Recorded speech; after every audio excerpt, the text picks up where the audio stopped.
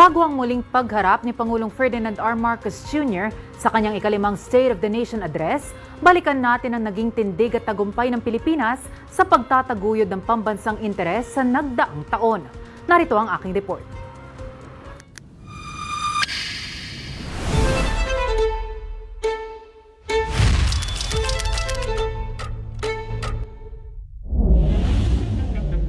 Sa nagbabagong geopolitical landscape ng mundo, saan nga ba patungo ang foreign policy ng Pilipinas?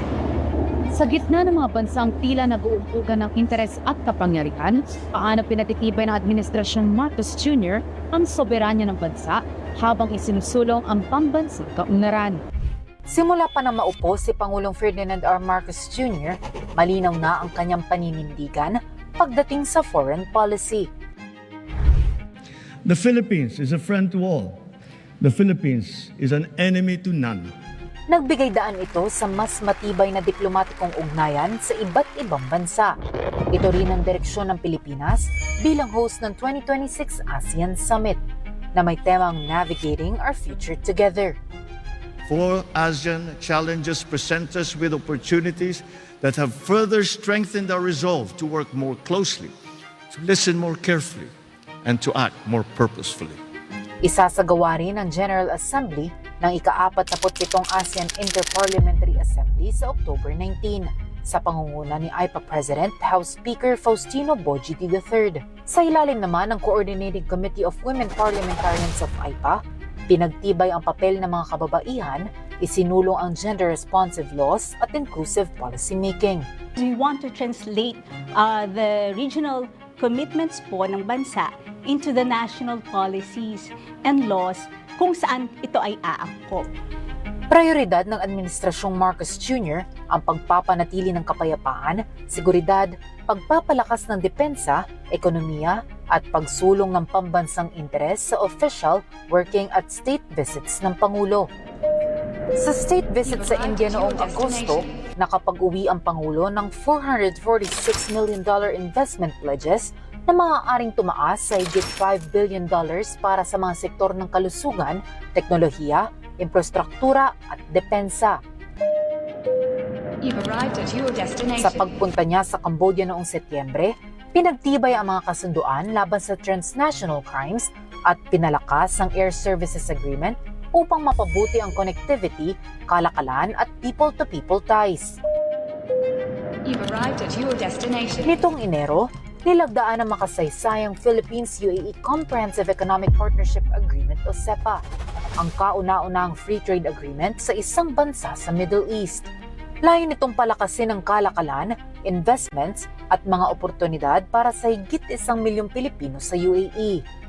Pinirmahan din ang Memorandum of Understanding on Defense Cooperation. It would also help strengthen both countries' defense and military relations through education, training, intelligence sharing sa field ho ng anti-terrorism, maritime security and peacekeeping operations. Sa pagbisita ni Pangulong Marcos Jr. sa Japan nitong Mayo, inanunsyo ang pagsisimula ng negosasyon para sa General Security Military Information Agreement at Maritime Boundary Delimitation ng dalawang nasyon.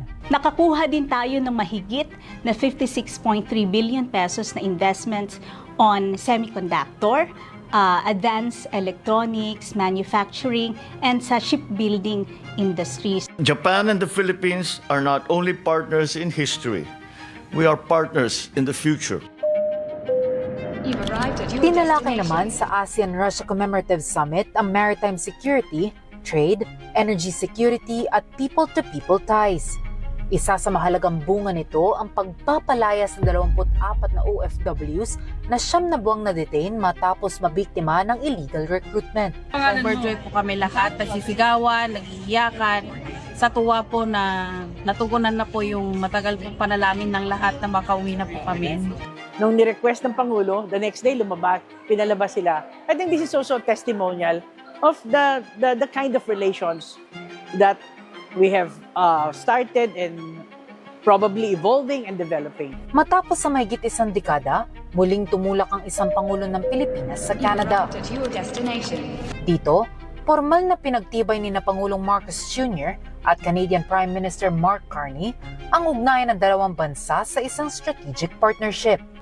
4 na kasunduan din ang nilagdaan para sa kooperasyon sa turismo, kultura, enerhiya at proteksyon sa mga OFW. We renewed our commitment to increase our bilateral trade, stand against economic coercion, and build a resilient supply chain.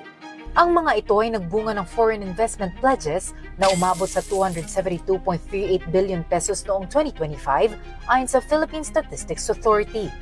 At sa unang quarter ngayong 2026, naaprubahan ang 42.64 billion peso investment pledges, mas mataas ng 52.3% kumpara sa 27.99 billion pesos sa kaparehong panahon nitong 2025. Patuloy din ang diplomatikong hakbang ng pamahalaan sa pagtatanggol sa teritoryo ng bansa sa harap ng mga banta sa soberanya at kapayapaan. Mas marami na tayong mga kasangga na magiging kabalikat natin sa oras ng matinding pangangailangan.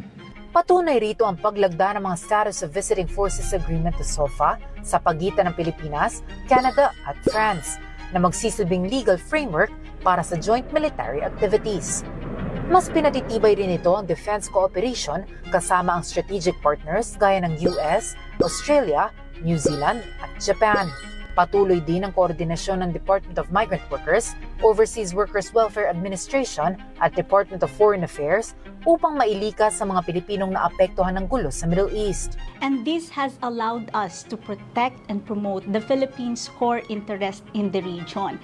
Gaya na lamang po ng safety, of course, ng ating mga Filipinos overseas. And pangalawa po, yung malayang pagdaan ng international shipping sa Strait of Hormuz and ang pag-secure ng ating energy supply sa gitna ng oil crisis. Binibigyang proteksyon din ng mga marinong Pilipino na pumapalaot sa Persian Gulf, Strait of Hormuz at Gulf of Oman sa ilalim ng Magna Carta o Filipino Seafarers. Ang sahod sa panahon ng krisis at pangamba at banta sa kaligtasan ay secondary lang yan. Safety and the lives of our seafarers are first and foremost. Kaya nandyan yung right to refuse sailing. Nitong Pebrero, tinanggap din ng Pilipinas ang chairmanship sa Abu Dhabi Dialogue para isulong ang kapakanan, upskilling at social protection ng migrant workers sa Gulf states. Pinagtibay rin ang bagong bilateral agreement sa Croatia, Denmark at Slovenia para sa ligtas at maayos na pag-hire ng mga Pilipino sa tulong ng government-to-government agreements. Talagang sa liderato ng ating Pangulong Marcos Jr. ay pinalawig natin yung international cooperation para masulong ang agenda ng pag-protect sa mga OFWs natin wherever they may be. Nabigyan naman ng kabuhayan at suporta ang higit 19,000 OFW sa ilalim ng reintegration programs. Mula noong 2023, mahigit 540,000 OFWs na ang nakinabang sa mga serbisyo ng pamahalaan.